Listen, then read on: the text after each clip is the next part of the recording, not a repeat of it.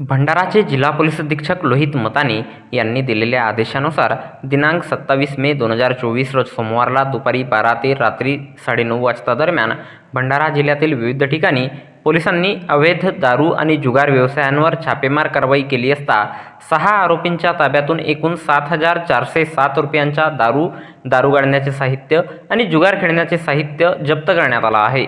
या प्रकरणी आरोपींवर भंडारा जिल्ह्यातील तुमसर, मोहाडी, वरठी, साकोली आणि पवनी या पोलीस स्टेशनमध्ये गुन्हा नोंदविण्यात आला आहे।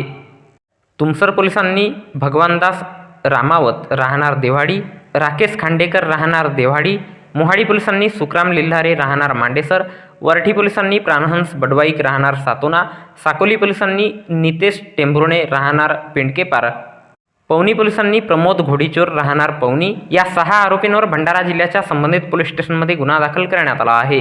सदरची कारवाई जिल्हा पोलीस अधीक्षक लोहित मतानी, अप्पर पोलीस अधीक्षक ईश्वर कातकडे यांच्या मार्गदर्शनात भंडारा जिल्ह्याच्या संबंधित पोलीस स्टेशनमधील ठाणेदार आणि अंमलदार यांनी केली आहे।